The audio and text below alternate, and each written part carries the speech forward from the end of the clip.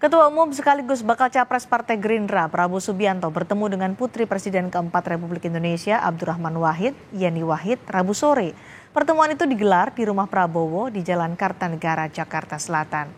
Prabowo dan Yeni sebelumnya bertemu di gedung DPR menjelang peringatan ke-78 kemerdekaan. Dari pertemuan itu, keduanya diketahui sepakat kembali melakukan pertemuan yang berlangsung hari ini.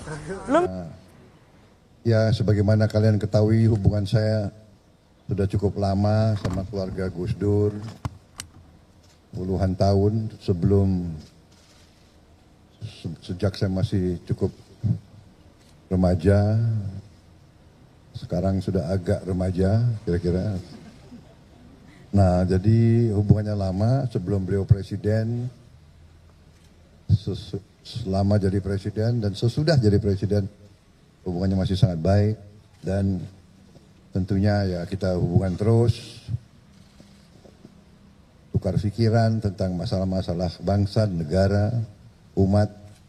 Hari ini pun kita banyak diskusi dan kita sepakat untuk terus komunikasi menghadapi tentunya dinamika kehidupan politik bangsa kita yang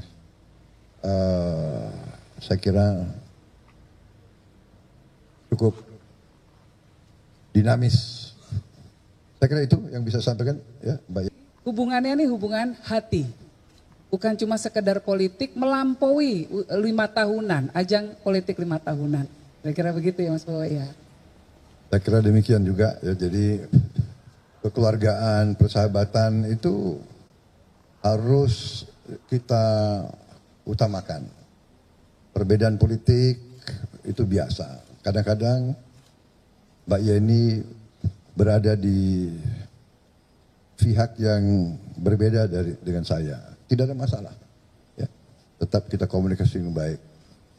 2019 kalau nggak salah Mbak Yeni, Pak Jokowi. Dan akhirnya kita juga. Jadi semua kelompok yang istilahnya mengaku Indonesia, semua yang berjiwa merah putih, di ujungnya harus bisa kerjasama. Saya kira itu pelajaran.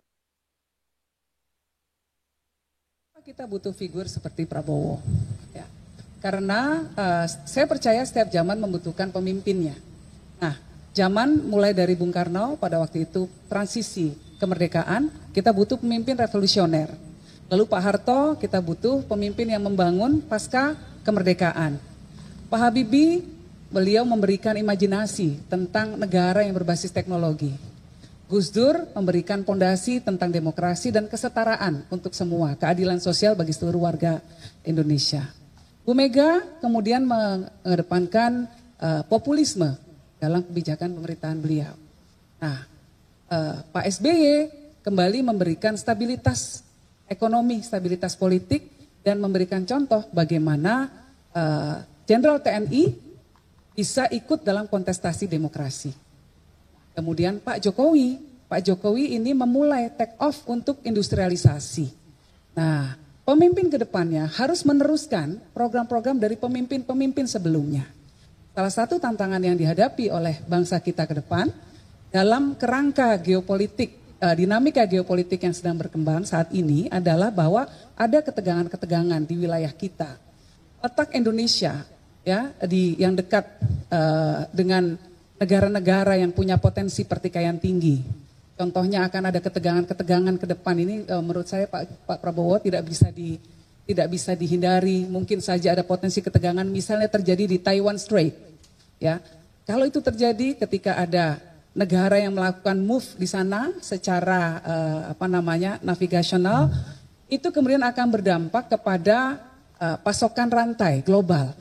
Nah, pasti dampaknya ke kita karena letak geografis kita di tengah-tengah negara yang tergabung dalam anggota Quad. India, Jepang, Australia, Amerika.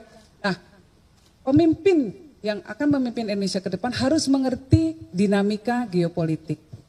Orang yang harus punya kemampuan strategic thinking. Saya komentar ya, bahwa banyak sekali kiai-kiai NU yang punya simpati besar terhadap Pak Prabowo.